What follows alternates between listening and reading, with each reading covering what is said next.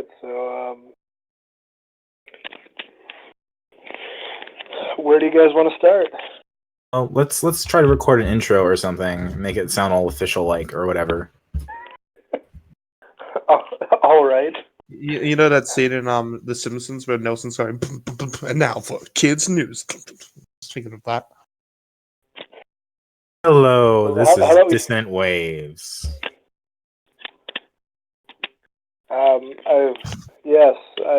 I'm Trix. I kind of came up with the idea for this podcast. Why don't you two introduce yourself? I'm Ritalin. I'm That's Dominic. all you need to know. Oh, okay. Ritalin and Trix and Dominic. It's like Aerith and Bob. Yeah, I reckon the best way to get into this is just probably go straight into an album here, isn't it? Yeah. Oh, let's talk about. I'm gonna say we have 3 albums we're talking about today. We got Hot Flash Heatwave's Neapolitan, Janelle Monae's Dirty Computer, and Tism's Machiavelli and the Four Seasons. By Tism, or as I don't know if you've researched enough, it stands for This Is Serious Mum. Yeah, that I saw in the YouTube comments of the video.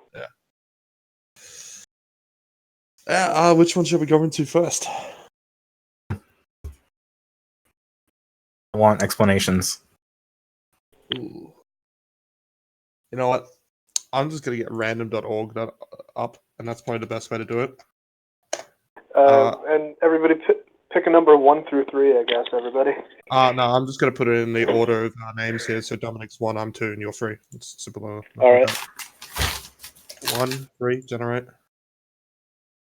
All right, it's come up with 2, so I guess I'll go first then. Yeah, Tism. All right. Tism's Machiavelli and the Four Seasons, a beautiful masterpiece of what you'd probably call techno at some points and rock at the other. So I guess I'll go into the background. If you listen to earlier Tism stuff, it is completely just that normal Aussie pop rock style. And coming into this album, they decided guitars are fucking dead. Not going to do guitars anymore. And went into the opening track had a pretty killer guitar. Yeah, it has the guitars, but you realize that it's more, instead of having it as that more rock kind of like, or headbanging, because this is metal, it's more, this is a fucking dance album. Mm-hmm. As you go into it, it's more of a techno album, and that's kind of the point of the Quick, whole thing. Trix, can you move your mic? I think you're fading out a bit. I'll move my mic a little closer to my face. How's this? Yeah, that's good. Go. Continue. Yeah. Okay. So, Machiavelli and the Four Seasons, when you look at the album art, it also has that famous kind of like barbershop kind of album art looking. It's a real, that's Tism's humor, really. They're a satirical band at times, yet have actual serious content in their music. And He'll Never Be an Old Man River, the opening track to this, is a great explanation of that. Because it makes it seem like it's just this whole going at River Phoenix. You know, obviously that I'm on a drug that killed River Phoenix, opening line, shouts it out in your face. Super abrasive. Super. And it goes, if you just listen to that and think, you'd think it's just making fun out of River Phoenix and that's it. But as you look more into the lyrics, you realize it's more actually a commentary on celebrity culture or celebrity worship. As the person that he's portraying in this, that not only does the drugs that killed River Phoenix, goes on Leonard Skinner's plane, eat Mama Casa's sandwich, drinks the slab that Bob Scott drunk. That was all in one line. It's all about how pretty much we worship celebrities, even though they do all these really shitty things that lead to their demise. Eating a sandwich is the worst thing you can do. Well, because the Mama Casa's sandwich is, I don't know if that one is actually true, but there is a rumor about how Mama Casa died, and it was from choking on a sandwich. I think it's commenting more on the death of celebrities and kind of glorifying that. Not just like the ones who died by drug overdose or suicide or something. Yeah, but especially this is like mid-90s time like that, where you have all those magazines. I think that would have been around the time of like Britney Spears just coming up as well. That was obviously glorified and harassed completely by the media. And you have a whole song that's pretty much this whole, I don't know, it's a bit hard to really explain when I'm really fucking retarded at explaining shit. But yeah, Great recording material. Thank you. yeah. And yeah, the other great controversy about it is not everybody was too fond of that song. Specifically, the bassist of Red Hot Chili Peppers, Flea, the Australian-born, I don't know what his actual fucking name is, who I'll get this up while someone explaining it for Michael Basilary, if I'm not mistaken. Yeah, it was Flea. Yeah, Flea from Yes. Red Hot Chili Peppers. Right. His Stated real that name's like Michael Basilary. after hearing to that, in which I love the response that Tism gave to it. I'll post it on this Discord as well as I'm just saying it. Yeah, just do the paste there. Yeah, by the same token, Hitler Barassi, which is one of the stage names that Tism members had. I'll go through them all, actually. They're pretty great. I'm on the drug that killed River Phoenix. The line that famously enraged Red Hot Chili Peppers bassist Flea wasn't about River Phoenix at all. That song was about fame, and the people listed in it weren't even real celebrities. But did he get the opportunity to explain that to Flea? I had him on the ground, and I was just about to break his nose with my forehead, and I said, You do know, Flea, that satire is a legitimate art form stretching back to the ancient Greek drama? And he said, Oh, that's okay then, Ron. He's a good guy, Flea. He's a mate of ours. It's the kind of like you look at that and you think like that's just a real stupid response. And that's the point. That was Tism's humor. It was that real Australian frat boy culture, and that's going to the next song as well. All homeboys are dickheads. It seems like bullshit, that whole response. Yeah, that's the point. Yeah. It is whole bullshit because he wasn't ever going to get a serious discussion with Flea going. So he may as well just make this whole big. Well, I mean, Sirius and Flea aren't really two words you ever hear together. I mean, he's the bass player that slaps super fast naked on stage. Well, that was most of Red Hot Chili Peppers anyway. Well, actually, Tism can still beat that though, because the only costumes that they really have as a strict costume rule was wearing their masks, and I'll get to that as well. There's so much to Tism. Really. I'm just saying though, it's like you can't just say it's not about River Phoenix, because even if it's not, it totally is. Like he's right there. But it goes like there's many other fucking songs in the world which have that kind of similar one. Like the one that's Let's Dance to Joy Division, they have said this could have easily have been a song about Radiohead or anything like that. It's not just because the name drop has happened in there, it doesn't mean it is about them. Like yes and no. Yeah, it's to say that River Phoenix isn't important to the song. Well, no, I mean the song is literally called "He'll Never Be an Old Man River." Everyone remembers the first line most of all. Yeah, because it is the most. It's the most out there line of the whole song. Just literally, it's the only one that they shout it at the start with no backing instruments. And I also say that I'll go into my pretentious side here. I would say that's a great explanation of the album art's kind of bait and switch as well. You know how I was talking, it has that kind of barbershop look as an album art. Well, yeah, very like when you have these when it starts off just they're only one singing as well, and there's no instruments and anything like that. That's the whole bait and switch kind of starting off the album as well. I mean, how do you go first? I'm gonna say like it's like the whole design. It's like the whole package of like it looks like a Frankie Valli CD, and it's like kind of everything. They were like fake titles for all the songs, even. Yep, and they are featuring "I Love You Baby" and 9 other songs, even though this album is 12 songs long and has no "I Love You Baby" on there. Then it's kind of funny you mentioned Frankie Valli at some point because they ripped some lines from him on one of the later songs, if I'm not mistaken. Yeah, I believe you're correct. I'm more of more familiar with the lyrics for some of the more popular ones, however, and obviously I'm not sure of every single reference that comes back to every music. I'm more up to date with the Australian references in there than there, say, the Frankie Vallis and stuff like that. What do homeboys exactly refer to? So all homeboys are dickheads. So it would be in their next album, I believe it is, if I'm lucky. The next full album. That's a bunch. Boys is the track after River Phoenix. Yeah. So the next one, they don't use Homeboy as much like that, but they have a song called. So their next one is called Wanker, and they have a song called What Are Ya, which is you're either a yob or you're a wanker. And are you familiar with the term bogan or anything? Because Really? the one that you'll probably be more familiar with is redneck. Bogans, yobs, they're the same thing. Aren't quite rednecks, but that's probably the closest a term I can use to describe it. And a homeboy is usually they're in that kind of whole bogan kind of area. That a whole kind of like actually the closest one for homeboy would probably be fraternity brother. And Okay. fucking one of those big old fucking boy. Yeah. And I feel like they were like trying to figure out like what exactly they were referring to, because I feel like with homeboy you kind of get a connotation of like, I don't know, they're referring to like, is it like a race thing? Are they referring to like black people or something? Yeah. I'm not entirely sure. Well, probably just get homeboy up on the Urban Dictionary here.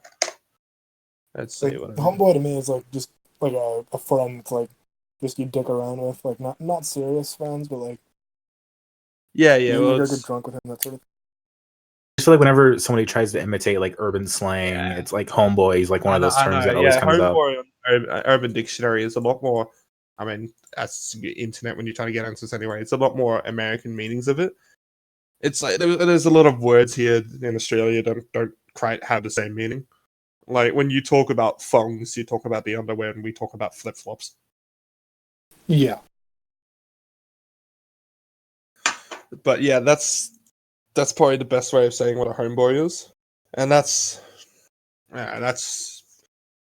not really much controversy in that song anyway. It's more just a whole commentary on that kind of Australian frat boy culture. Really, what I do love about that song though is, you know how like after each kind of like chorus in there, it has that kind of whole guitar dance break. Yeah. Mm-hmm.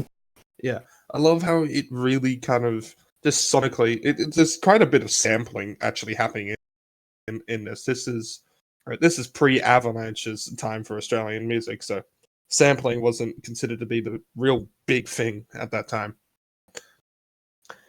And there's a lot of sampling happening in those dance breaks. Whilst like the big one in the last one is there's just like the really big country line, which is cut in to describe pretty much the people as cunts. That's like a recurring theme with them, describing everyone as like a cunt, or like there's several songs about it. Well, another big one which was great on there was the song "Play Mistral for Me," the one which talks about celebrities' fans and how that has the line "You're only as good as your fans." Clint Eastwood's only as good as his fans. Yeah, my favorite line in that. Kurt Cobain couldn't deal with fame, but at least he didn't score an own goal against Colombia. Is that a Woody Allen reference? You guys? Possibly. The other big song, I guess, to talk about there on as well, which would probably make not much sense, even if you watch the music video for it, is the song "Greg the Stop Sign," which the music video is great. They've got on just an AFL club, St Kilda, I believe it is. There's this like Save the St Kilda campaign or something like that happening in there. But what that was is that there was a popular roadside safety ad that was going around the time, in which it's 4 people in a car. They're just talking to each other, and then the tricks. Sometimes I've been hearing you, sometimes it's been a bit off. You're really low. Yeah. I'm gonna reconnect. Yeah, no worries. This is going great. No, it's first off podcast. Have some fun. Yeah. Back. Yeah, actually sound louder than before, which is nice. All right, I've got like the microphone like right up against my face now too. Hell yeah. like eat it maybe, and then we'll be good. I think. Yeah, it's like an inch away from my face now. But yeah, going on to Greg the Stop Sign. So there's just an ad where it's just 4 teenagers in a car, and they run past a stop sign in there, and then there's a truck that comes over, and the girl in the backseat just yells out, "Darren!" And that was enough for them to just be inspired to write the song. Which That's such an easy like commercial to mock. It's just like I know teens getting hit by a truck, and it just seems like perfect fodder. Like I totally get it. I'll see if I can find it. Darren roadside ad. This is great. I can just imagine just like the honking of the truck, and then like Darren. Yeah, that's actually exactly what it is, I believe. Great, the stop sign ad. Because this is the song that also had like the music video, and of course the music video has nothing to do with the song. Well, kind of, No, but not really. Well, the only one that kind of did is if you've seen the Collingwood Hall version of "He'll Never Be an Old Man River." The music video? Yeah. So they talk about a thing called Rage on there, by the way, which is just an Australian music program. That's all it is, just plays music. And they talk. They do like a PSA about drunks for the first 5 seconds. And then before it cuts to the music video, they just do cocaine. Oh, I was trying to find it, like all the music videos before recording this, and I'm sad I didn't find that. Actually, I'll see if I can find it because it's a great one. It's mostly just clips of a live show. Yeah, there it is. I spent an hour watching that Janelle Monae emotion picture. Oh, there it is. That's really something. There we go. The first 20 seconds of that is pretty much all you need to watch.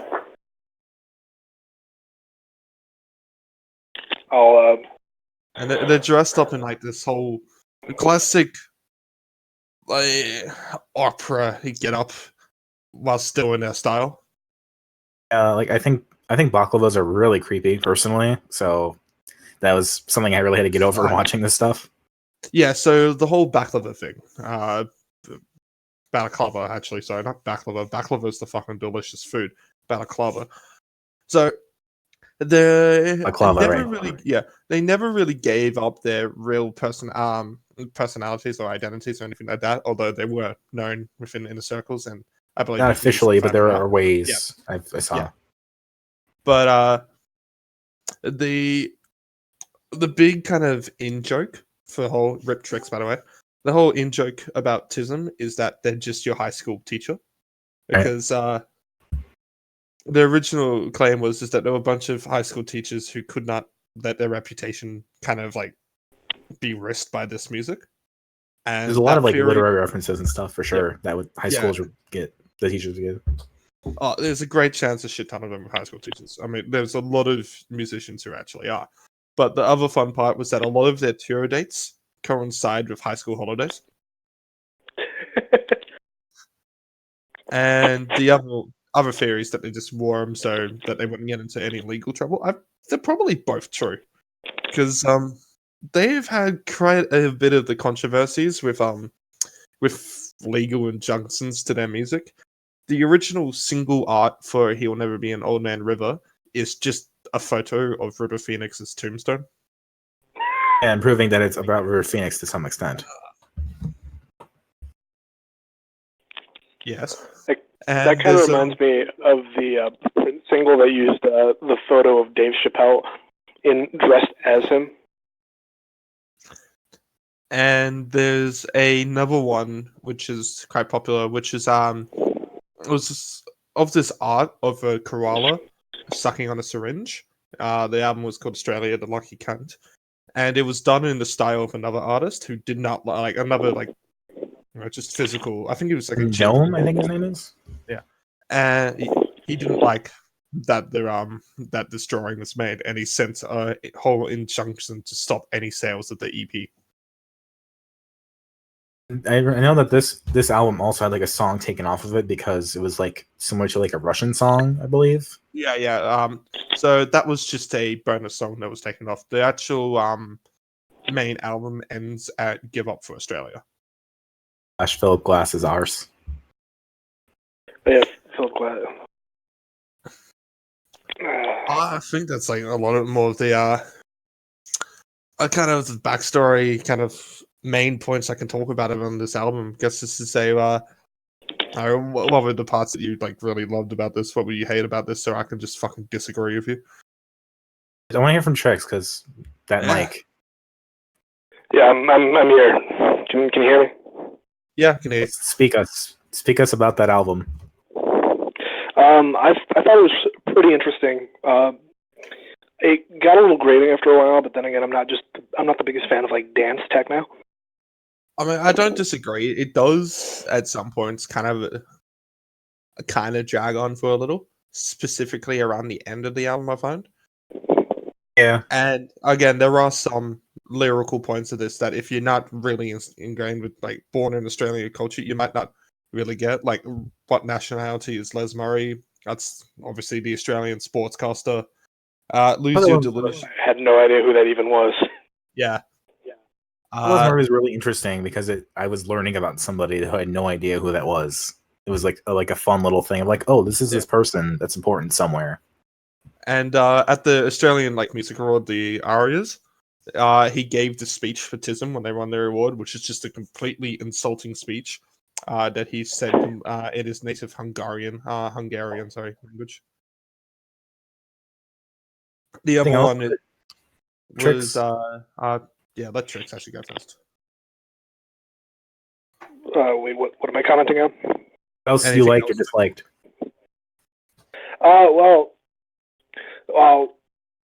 Some of the bass lines were pretty interesting on it. It had some good dance bass lines to it. So, what would you say, like, just from memory, was your least favorite song and your favorite song off it? It's kind of hard to say because like the whole thing just kind of blended together because it was a YouTube upload. I went and bought the iTunes version just so I can have that opportunity to listen to it, like decoupled from that. I think that really helped. Yeah, I will make sure to do that next time. I'll say my least favorite was Lose Your Delusion too, because I feel like that's kind of where the album kind of broke down for me. What I was going to say as well. That's another song on there that's really like about Australian culture. The whole chorus is "Turn off SBS." SBS is a public broadcasting system in Australia. I think it's public. Yeah. I feel like Garbage is really interesting, right? Because like the generational conflict and all that. And then and that big kind of like dance and kind of that loud chorus and contrasting between the how the verses and the choruses go as well really makes that kind of chorus sticks out as well. And I don't know how you pronounce the "Satan Loves You" song. I'm just gonna say it's "Satan Loves You," even though it's like Eloy, Sybil, Natas. Yeah, with "Satan Loves You," but yeah. Like I feel like "Satan Loves You" like coming like after Garbage is really good because it's like "Satan Loves You" has like the best solid minute of the album. Like that last section is like the best part of it. And like Lucia kind of gets lost in there for me. I gotta go and be like the classic Santa and say that the best song out there is probably "Greg the Stop Sign," just because of that. Overall, sure.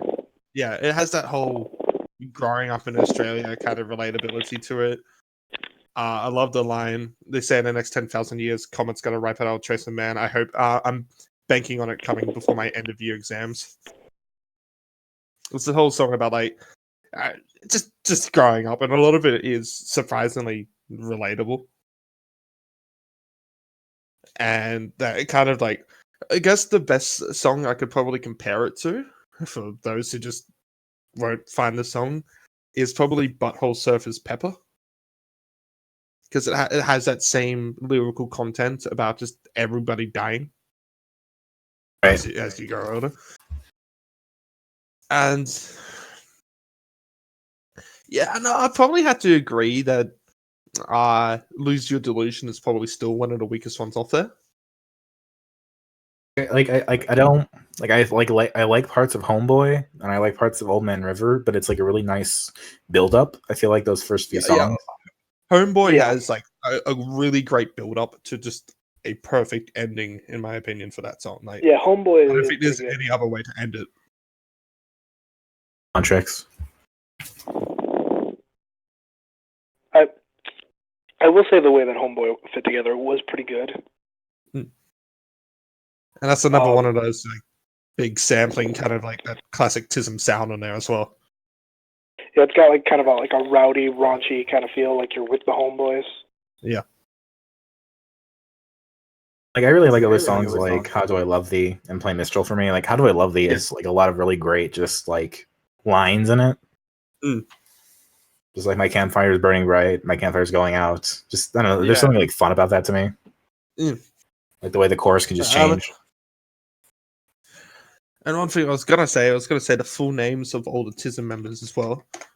So this is all their stage names. Ron Hitler Barassi. Humphrey B. Florbert, Jock Cheese, Eugene De La Hot Cross Bun, Token Black Man, Les Miserables, and their former ones is Genre Be Good, Leek Van Blamen, and John St. Penis.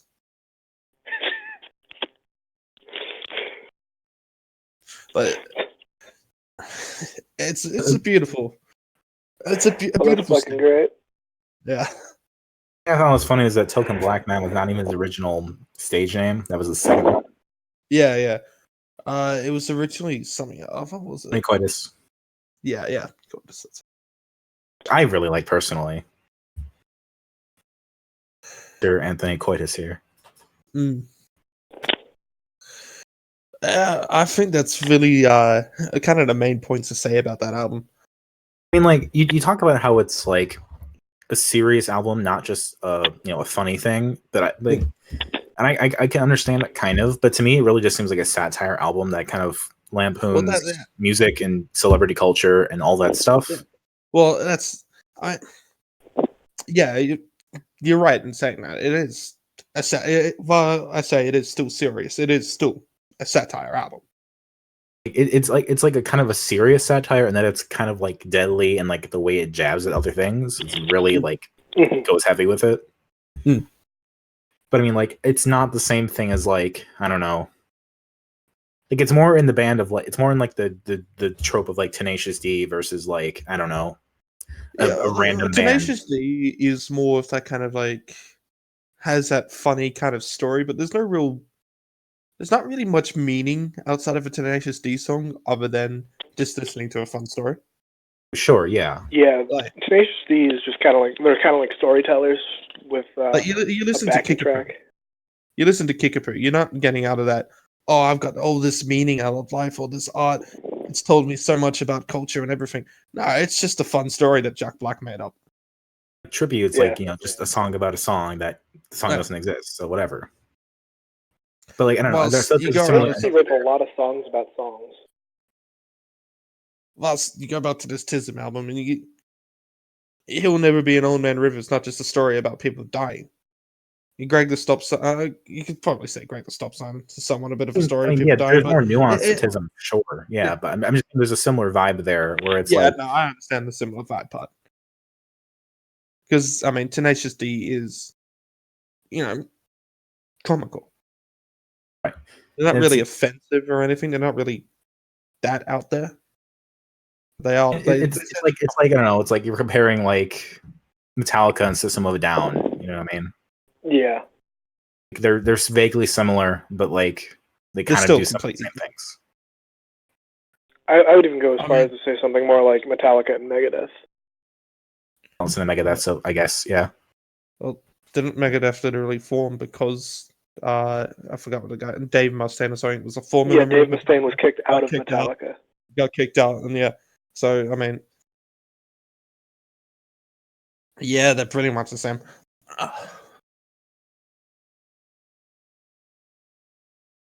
Anyone else got any more comments really to say about this album? Any like big moments that I think is worth a talk? I think we talked about a lot of the main ones. Reading that Phil Glass is I'm just gonna say ask because it's easier for me to say. but that's like kind of what the Machiavelli people would sound like if they were real, and that was a huge letdown for me because I thought that song was awful. Yeah, that one wasn't too good. I only listened to it like once. Which song was Like this? it had some, The filled with fast, the second half of Give Up for Australia. Yeah. So, yeah, the actual Give Up for Australia ends at like 2 minutes and 30 in, and then it has the bonus. The bonus track's fucking stupid or not. It's not even a bonus track. It's part of the same song. Like it's it's a secret. Like you know how secret tracks work in albums, right? Yeah. No, I've never been into that whole like, hey, let's put on silence for a bit and then let's have a secret track if they continue to keep listening.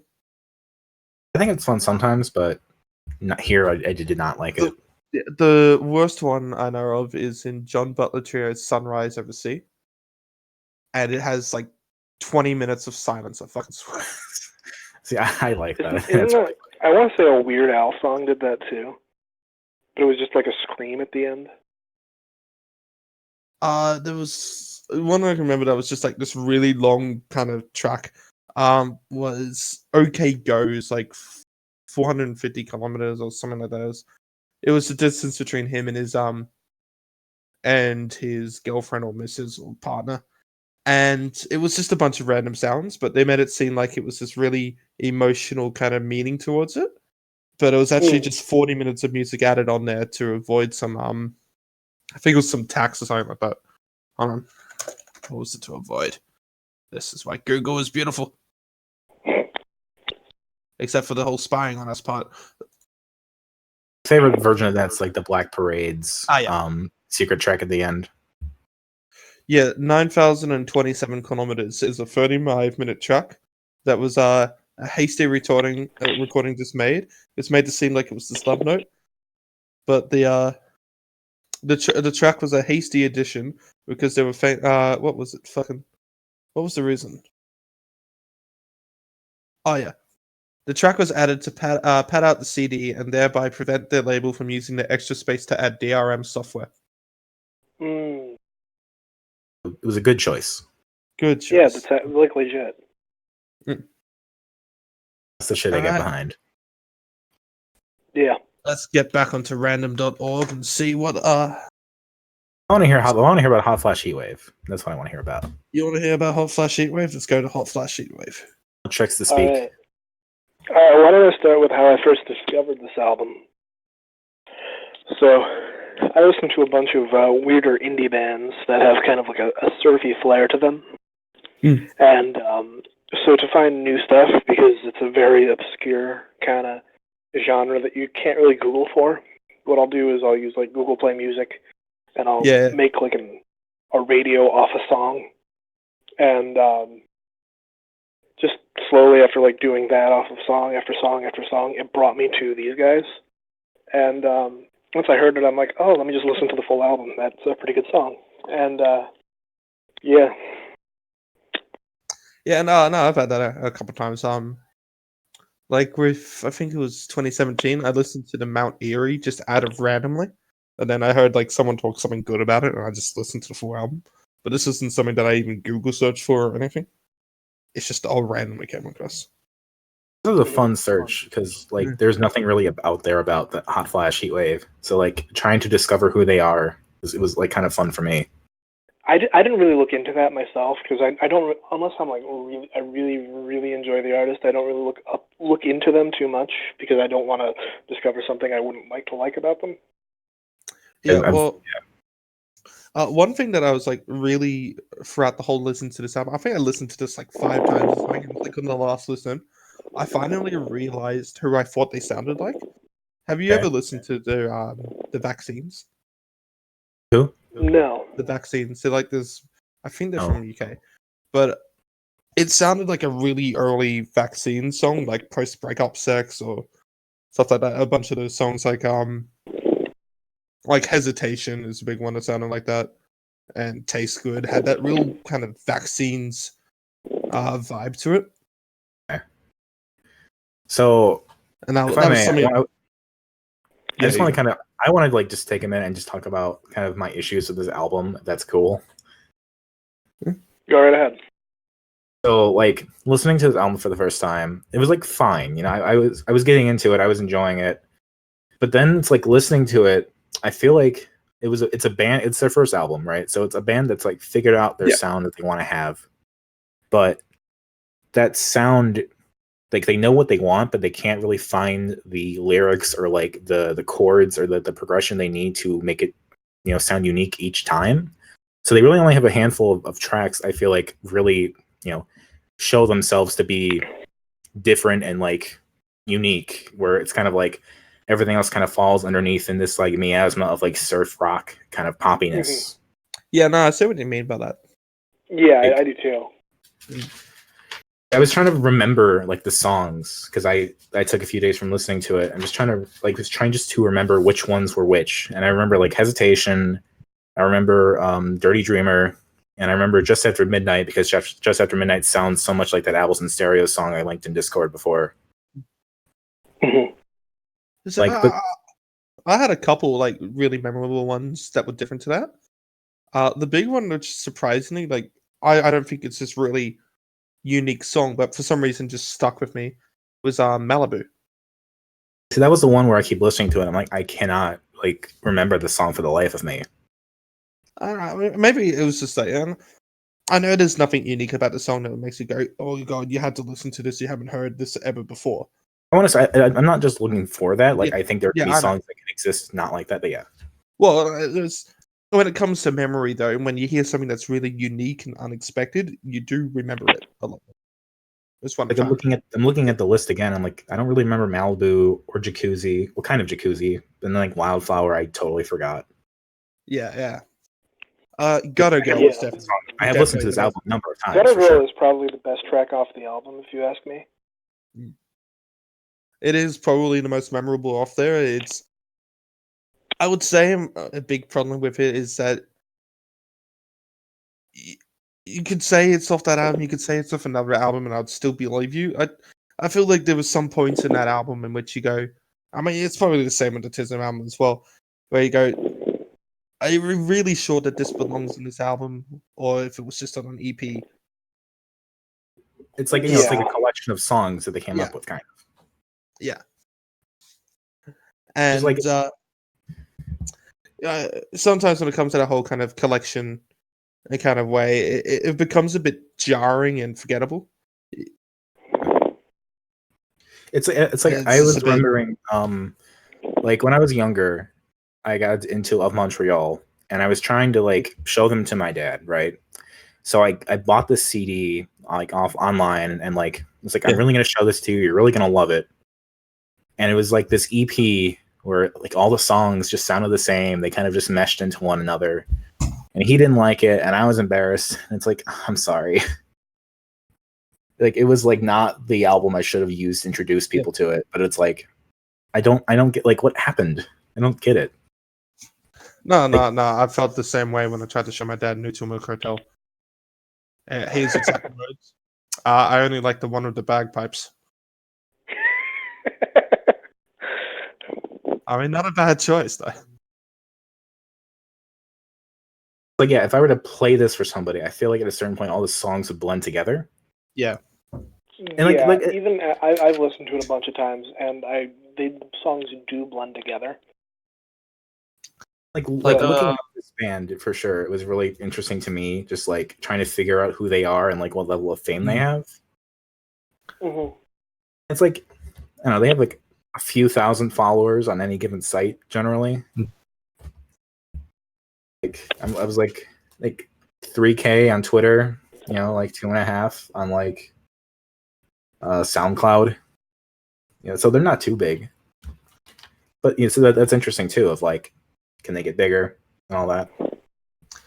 But yeah, like if you gave it to somebody who said like an introduction to surf rock, you could probably say this is an easy album for someone to get into because there's nothing really dangerous about it. But yeah, for sure. Like Hesitation is a solid thing. Yeah. It's not an album in which you would go, all right, now you're ready for surf rock. Because it is just again, surf rock probably hasn't ever really been the most dangerous genre anyway.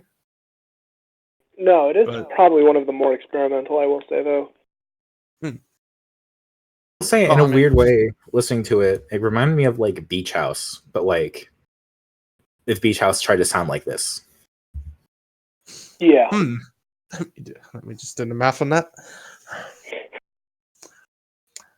Some of the intonations and kind of the chords, Yeah. I felt like kind of tracked with what Beach House kind of goes for. But this is a little bit more abrasive, where they're more dreamy. I will say though, like there isn't. It is also an album which, like, there's no real moment on there that you go like, I want to turn this shit off. Yeah. I think it's like it has consistency issues with its sound at times, but with its quality, I reckon it's probably the same quality from start to finish. Yeah.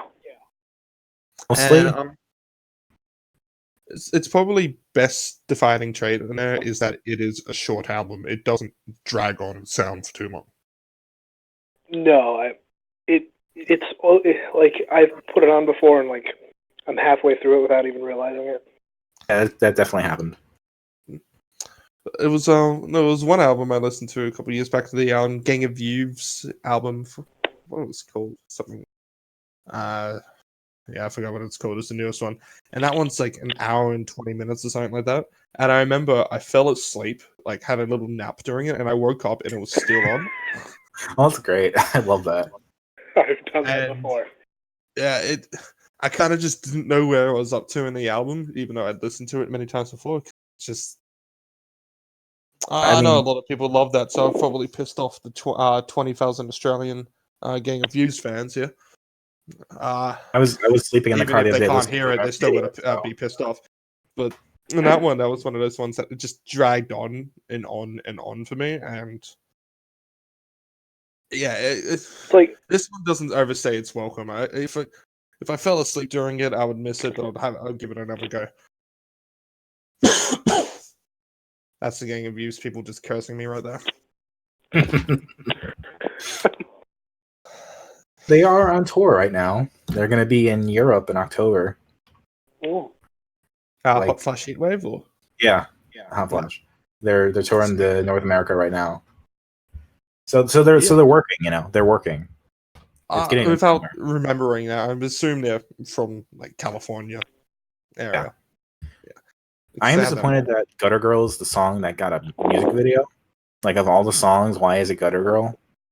Well, if you go onto Spotify, I believe it is. I believe Gotta Go is actually their most played song. Yeah. Let me check right now. I'll pull up Spotify.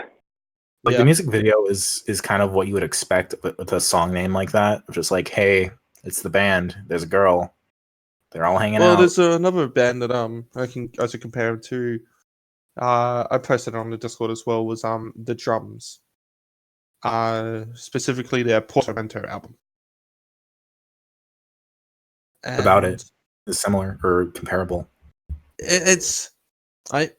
You listen to it to both of them, and you can definitely say, "Oh yeah, these are two different sounds." But in my opinion, if you ask whether I think both of these artists are from, I'm gonna say California for both of them because I feel like they both have the kind of same inspirations going into writing these songs. It's just my opinion. Someone would probably say I'm a fucking idiot that doesn't know what he's talking about. It's probably true, but it's again maybe it's just maybe it's just me with surf rock. I've never seen too much difference happen into it. There's probably a shit ton of surf rock out there in which will fucking blow my mind away. But this is just one of those albums in which I go, I will probably listen to it a lot. I did like the album. I did enjoy it a lot. But I probably won't ever go as this big. You need to listen to. I probably won't go much into the exploration of how it's made. Not much really interests me of the album outside of listening to it. Yeah. Mm-hmm. I mean, there's not much about the band out there, but go on, Trix. Yeah.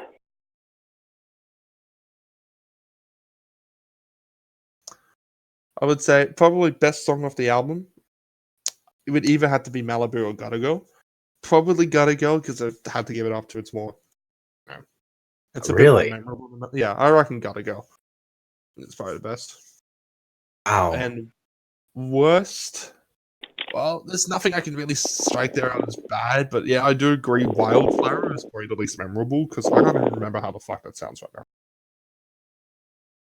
So I'll probably have to put Wildflower as, unfortunately, the bottom one of that. Wildflower is the one that starts off with kind of like the jangly chord progression with the do do do do do do do. Ah, yeah. Yeah, actually, you know what that reminds me of? The Goo Lagoon level in SpongeBob Battle for Bikini Bottom. Yes. Really? Yes. Hold on. It did have a SpongeBob vibe. Yeah. Okay. Goo Lagoon level music.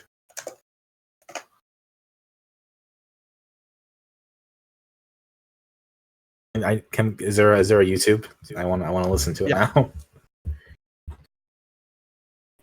Yeah, no, that's it's obviously not the same exact sound, but yeah, I wouldn't be surprised actually. They just go with Wildflower and just go like, yeah, we were inspired by SpongeBob.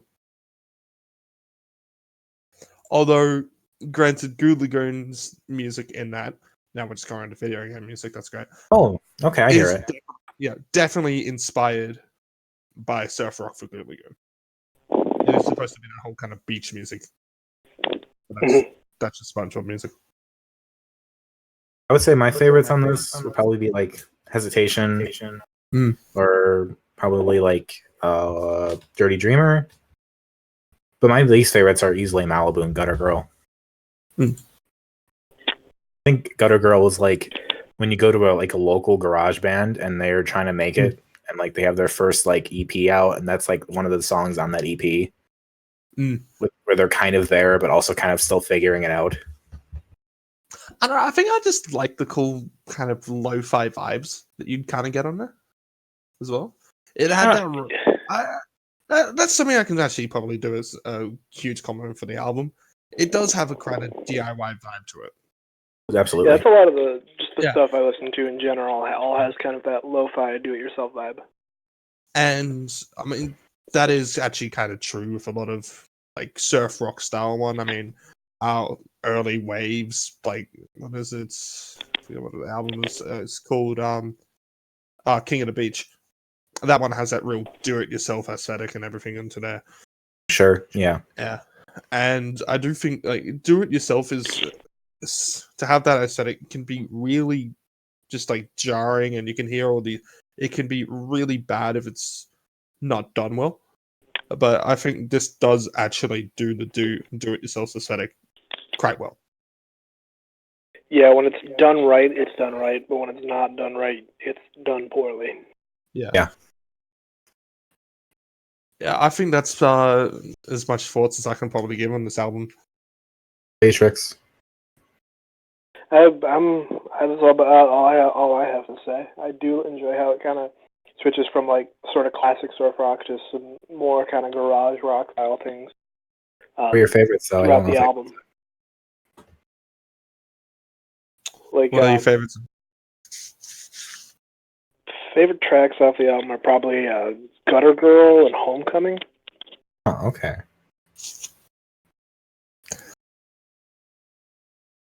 Was there anything you thought was like a low point, or just all pretty generally good, and then those are like the high peaks?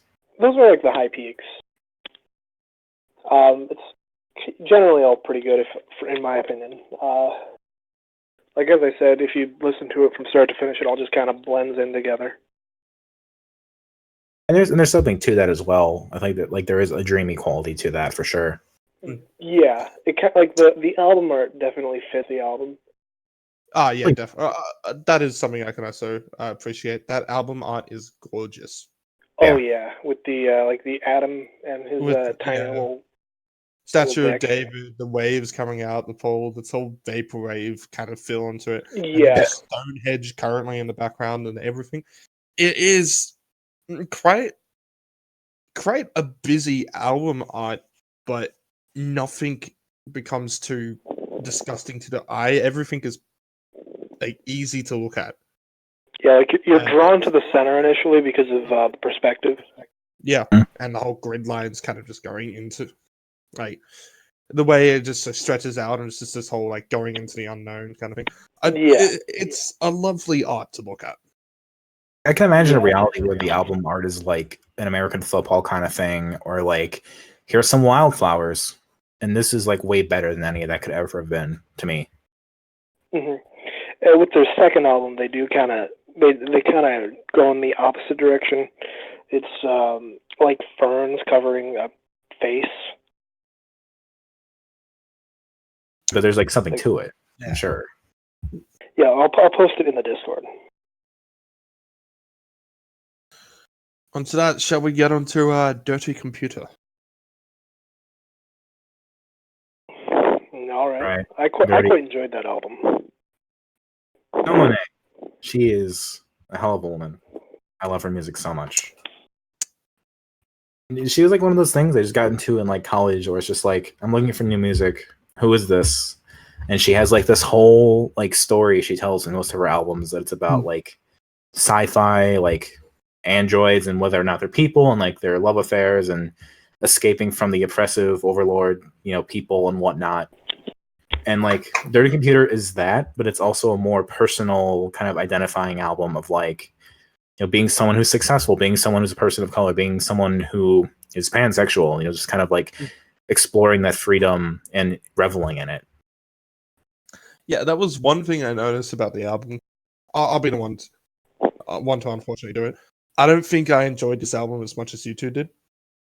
But I don't really think this album was ever something that was meant to truly appeal to me.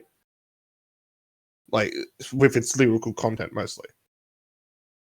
What do you mean? Well, it's an album she is a strong, independent black woman.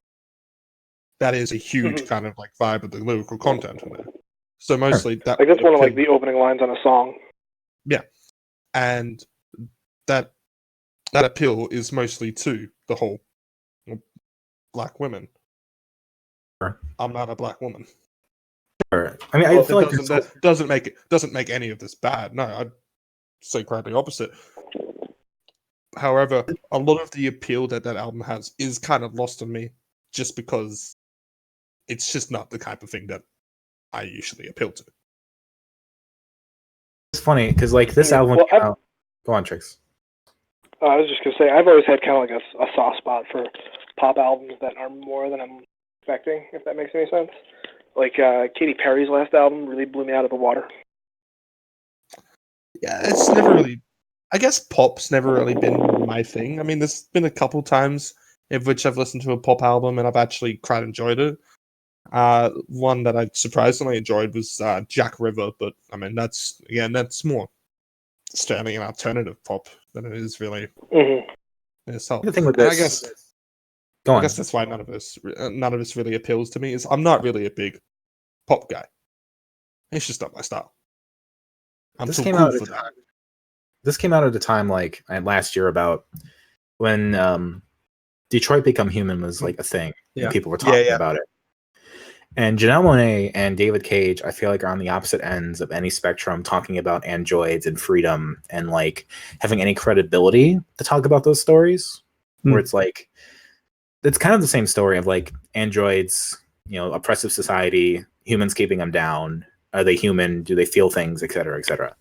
And that's especially like visible in the emotion picture that accompanied this album, which is like a 15-minute just like music video of sorts. And it's like, I don't know, there's something to it where it's like, because you can tell that she means what she says, and like there's a lot of personal experience and kind of just, I don't know what you would call it, like there's a realism to it that David Cage can't really put into his games, because Detroit Become Human is more relying on tropes that we know instead of experience. No, I absolutely agree. You can tell she's putting herself into this. Like, Definitely. When I listen to it, I don't think of anyone else singing this besides her. Yeah. like I don't know, it's like especially too because like I was saying, like she has her story, like she has her setup of like I can do this many albums with this material, this story that I'm telling, and to come out with this instead of continuing that, I feel like is a really interesting turning point for her because it's like you have like a whole field of artists like this, from Beyonce to Katy Perry to Miley Cyrus or whoever. And to approach it like this is, really different. I feel like from a lot of those artists, like it's not totally unique. There are other artists who have their styles and like they engage in the things that they find unique. They're not just doing regular pop ballads or anything. But for her, I think is especially special, just because it's like she kind of came out of nowhere and kind of just started doing this stuff. She's very much like a rags to riches story.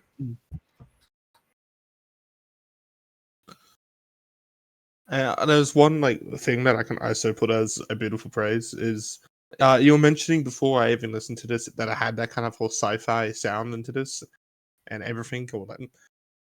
The sounds of this are probably what I would describe a dirty computer as.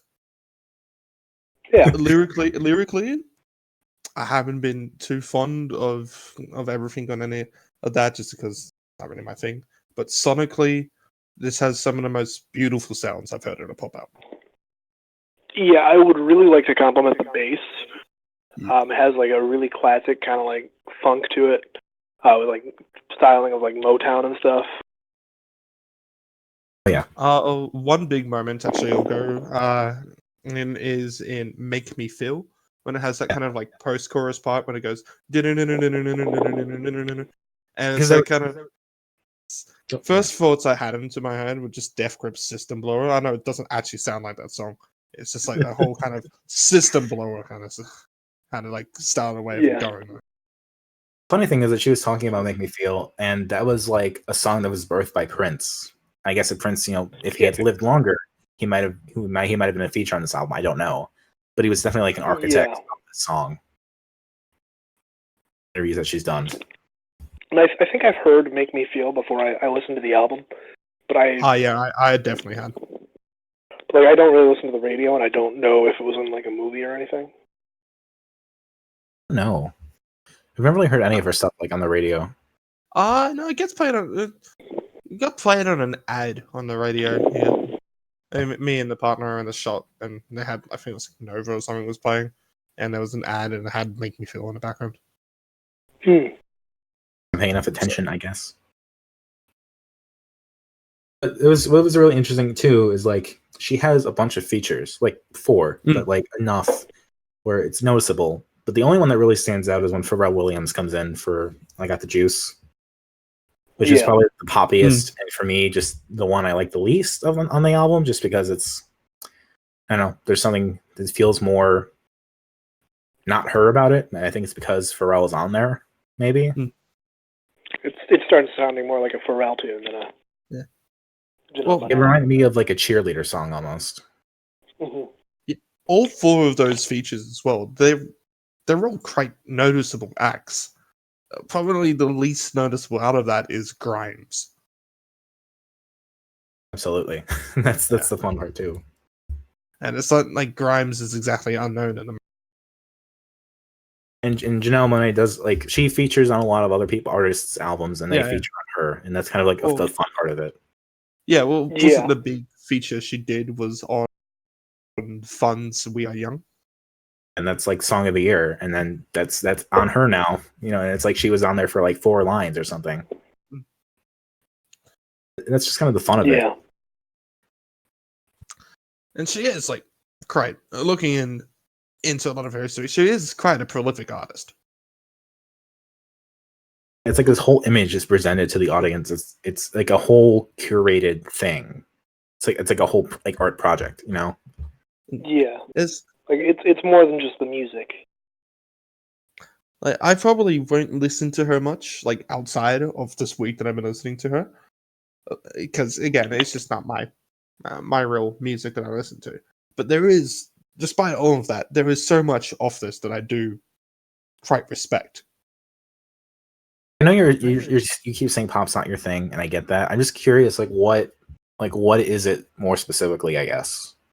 I genuinely don't know. It could be just the way that I was kind of to kind of just like not like what was playing, and pop just never stuck to me. It could just be the angst in me. The angst. It's not that Fair enough. again, it's not that I really hate pop, because there are still quite a bunch of songs off this album that I did like really like, especially Make Me Feel. I think that was probably the highlight. I know it is probably the safest song to call the highlight, but Arguably, but yeah. The other one, which I would probably say was a highlight on that as well, was Screwed. Yeah, Screwed was pretty good. Yeah. I would like to throw in Crazy Classic Life as well. I think my favorites are probably Screwed and Django Jane, just kind of together because they flow so well together. Like, go on. Pink is also another one that I really wanted to love a lot more than I actually did, as well. That's just the one straight after Django Jane. But I feel like it's a bit too cutesy for the album. It's grimesy. Yeah, I know.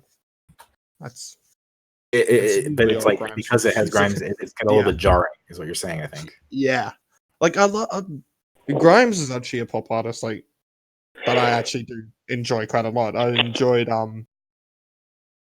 Archangels and I forgot what the first one was called.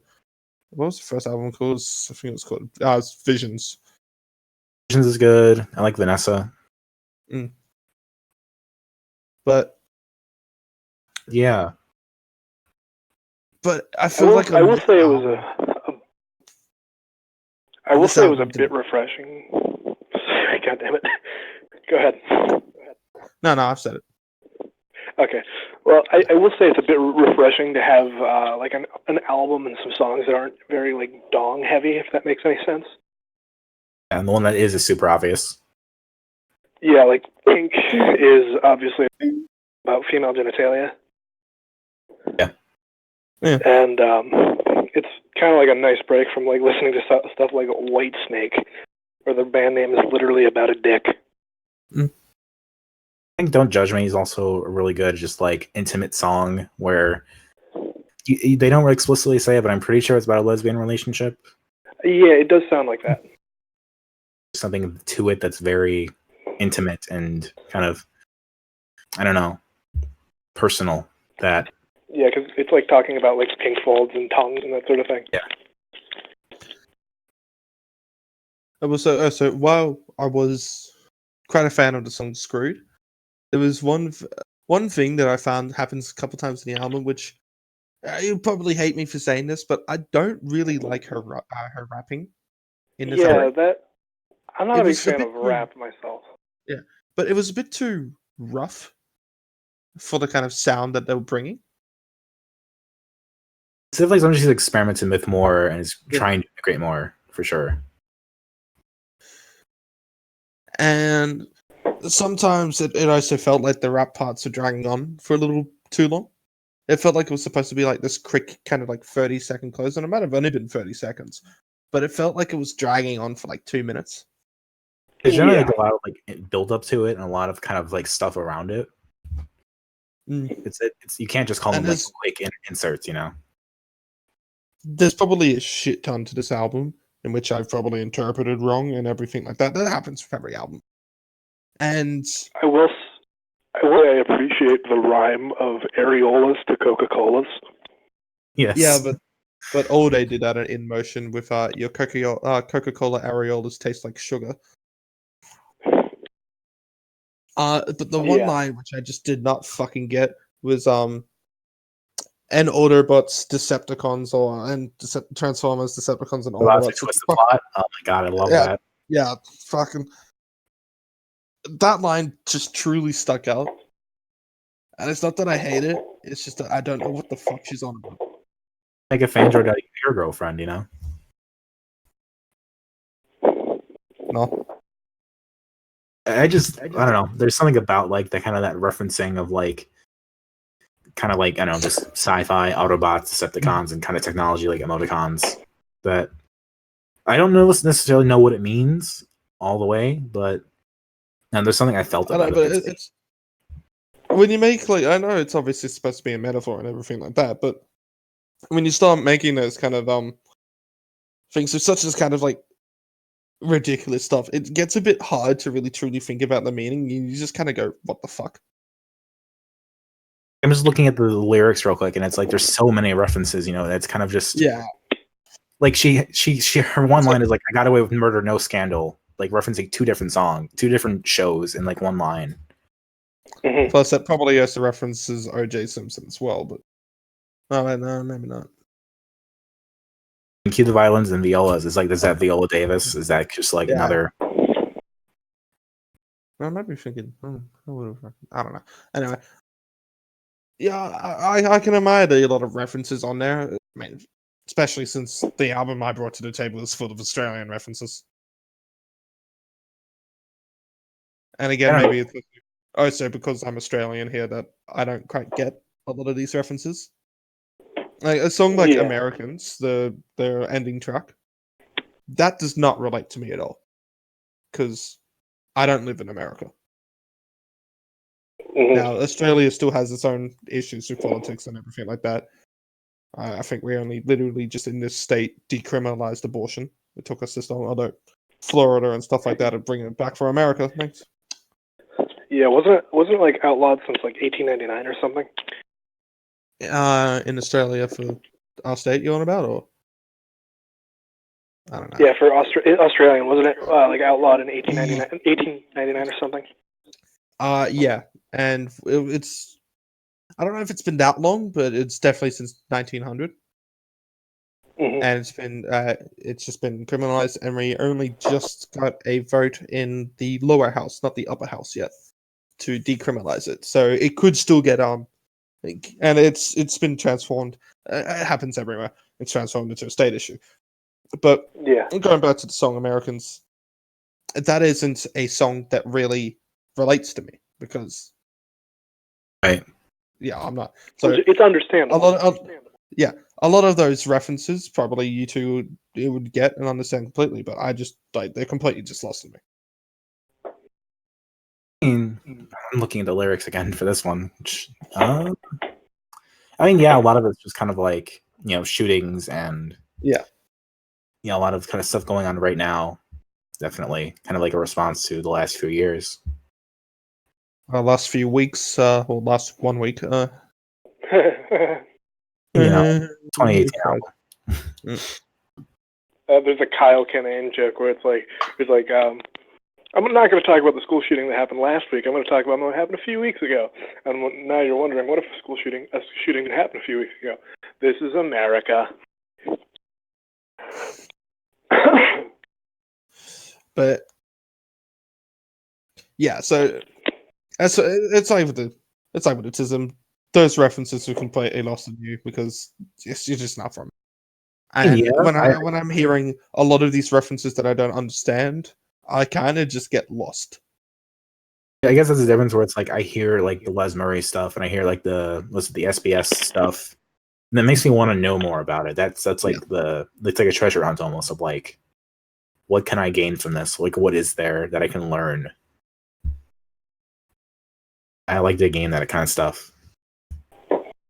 And then you find out that you've learned absolutely nothing. It's just these references that are like told on this like intimate level with other Australians, and it's fun to kind of like piece some of that together to get an idea of what the culture is like. And I'm not really a researcher when it comes to music and lyrics, unless the album has really stuck with me. So like, it was like New to Milk Hotel. That one stuck with me. So I researched a lot into it about what the songs were actually meaning and stuff like that. Stuff like the Tism one, a lot of that was sticking with me. But Janelle Monae, nothing was really ever sticking with me on that album. So I never really had the interest myself to come and research any of it.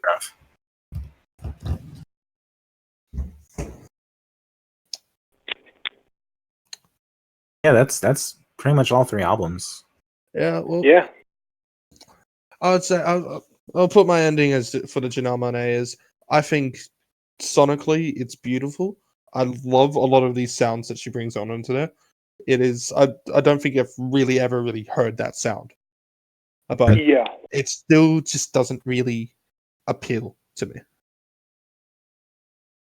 One of the things I'd like to say about the Janelle Monae is that the whole album kind of gave me sort of like Daft Punk Get Lucky vibes in like a more sci-fi computery way.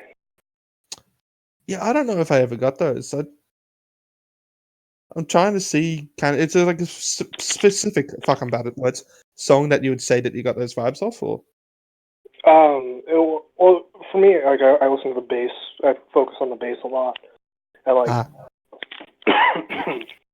just sort of the way that they mix together and like the whole way it's at in the mix just gave me like those vibes. I can kind of see the way like Screwed starts, kind of like vibe. Pardon. Kind of that really jangly guitar that really kind of goes into something. Yeah, like the glassy kind of Stratocaster sound. So I'll probably put best song as Make Me Feel. As much as I like Screwed, I think Make Me Feel was just one of those ones. It's a real guilty pleasure, actually. It's probably the best way I could say that. And the worst one, or the least favorite of there, I wasn't a big fan of the Pharrell Williams one, honestly.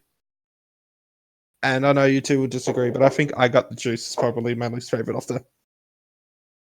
Oh, actually, I would agree. It's either I Got the Juice or Crazy Classic Life for me. I think I Got the Juice only because I like Crazy Classic Life. It's just not up there with the others. Mm. And I mean, we're talking about you, Trix? the major albums. Crazy Classic Life is actually probably my favorite. Couldn't hear you. What was that? Their low point is probably the Pharrell song. Mm. Oh, we all hate Pharrell Williams. I think about Blurred Lines a lot. Just Pharrell Williams back in that year managed to be in one of the best songs of the year and one of the worst songs of the year. Yeah. Yeah. Being Blurred Lines. Which one is which? I mean, I guess that's up to you. See, as much as people like Get Lucky that year, I thought Lose Yourself to Dance was the best of the album. Yeah. I definitely prefer that one to Get Lucky, I will say that. Yeah. So if we were to rank these albums, these three, where would you put them? Dominic, you go first. Monae, Tism, Hot Flash Heat Wave. Is that from best to worst, or? Assume that was a yes. And Trix. Probably for me it would be Janelle Monae is the favorite one I listened to this week, and Tism is probably the least. Yeah, I would probably put Hot Flash as least favorite. I know I'm gonna stick with just being an Australian fanboy here, but again, it's just that Hot Flash. I think I probably enjoyed listening to Hot Flash and Janelle Monae the same amount, but I think the Janelle Monae was just a little bit more impressive, which is why I rated above the Hot Flash. And I'd probably just keep Tism as number one because I'm such a fucking Tism fanboy. There's a reason you brought it to this table. Yeah, man. Alrighty. Shall we discuss what we're doing next week then? Yeah, how about we go in order of albums we did this week for who's got... So you start and then Dominic will end. I am just currently getting the album out. So I'm sticking with a Australian vibe here because I think there is so much just underrated in the Australian underground scene, which hasn't made such a splash overseas. This one is full of I don't think there's really any Australian references in here. And you might know one of the songs if you played, I think, the Need for Speed game from 2013. Yeah. It is personally one of my favorite alternative rock albums in the past decade, if not my favorite, just from Australia and everything. And it's it's a debut record from this kind of Australian, Japanese background as well, this band as well, kind of sound. It's a bit hard to explain without putting in the name. The sound is exactly what you would expect from a band called Last Dinosaurs. Last Dinosaurs in a Million Years is the album that I choose. It's just a really consistent piece of work. Yeah, I don't think there's ever been a time in which I've listened to this and skipped a track on it. Okay. I think it's just that beautiful for me, listening straight to, start to finish. And that's what out of all of the albums that I was going to choose, I had quite a couple on my list, which might go into future weeks. I reckon Last Dinosaurs will be the most interesting for next week. Okay. Right, Trix, let's hear it. My next album is from a band from Nashville with a very interesting name. It is Diarrhea Planets. I'm rich beyond your wildest dream. I still prefer psychedelic porn crumpets, but but I picked this band because they're a 6-piece band, but not like your traditional 6-piece. They have a drummer, a bass player, and 4 guitar players. That's not. I could have stuck with King Gizzard, got him the great old 9-piece in there. Oh yeah, King Gizzard. Tism was also a lot of people too. Oh yeah, but a lot of those people were kind of just doing producing or just dancing.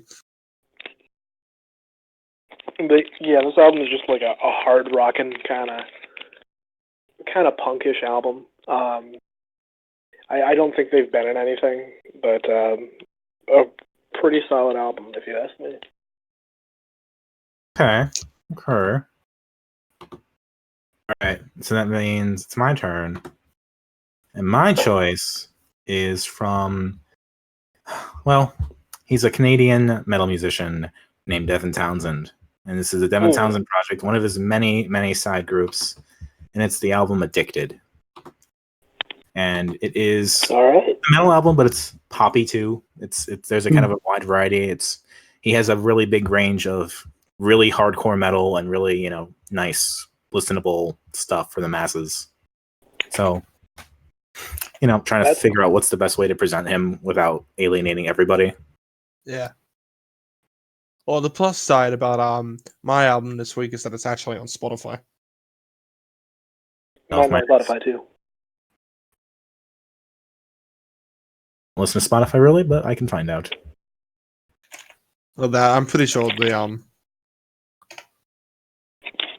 Devin Townsend. Let's add this into the. What's it called again? Devin Townsend Project, not the Devin Townsend Band. It seems like it's on Spotify. Yeah. Yeah, no, I was looking at Devin Townsend, not Devin Townsend Project. He has a million albums, so many projects. Yeah, there we go. Addicted. Fuck. It is on Google Play Music. Yeah. Both in there now? Yes, they are. I gotta say, I love the minimalistic Diarrhea Planet album art. Yeah, it's like kind of just like a crappy drawing. I know there's not much to it, but there is also so much to it at the same time. Yeah, like the shiv through the $100 bills in the guy's hand. He said something about our society, We live in a society. Bottom text. Gamers, rise up! Diarrhea Planet.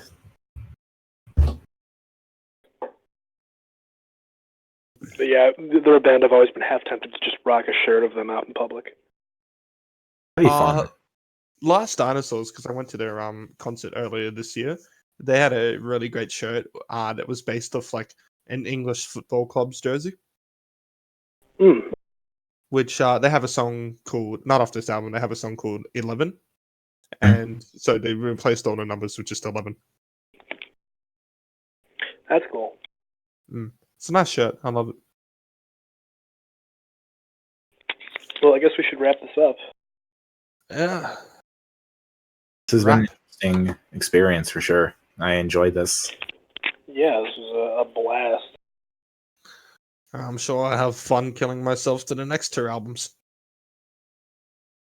Yeah. Was it that bad? Was it really that bad? Tell us how you really feel. I did find myself with the Janelle Monae a bit that I was just kind of like forcing myself right through the album at sometimes.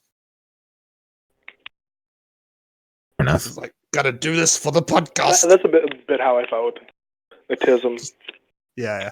Just on the bus, stick the earphones in, on the way to work. Podcast for the podcast for the podcast. Hey, you said it was sonically impressive, so that's always a compliment. Yeah. I'll give it a 6 out of 10. Watches as everybody on the internet comes and fights me for the next 10 years. And, it's nominated for Album of the Year at the Grammys. No big deal.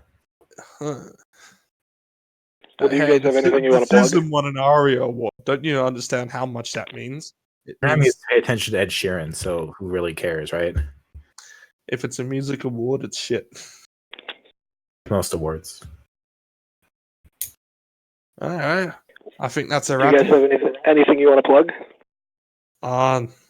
No, I only have a website, and it's terrible.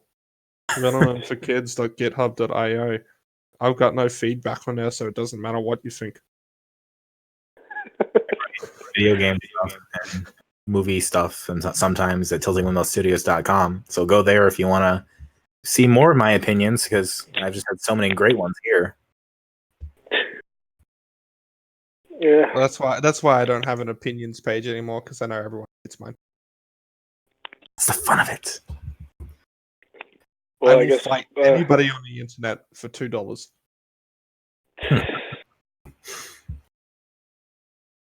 Well, I guess we'll do this the same time next week, lads. See you next week, guys. Catch me on Twitter at DACICHOCKI.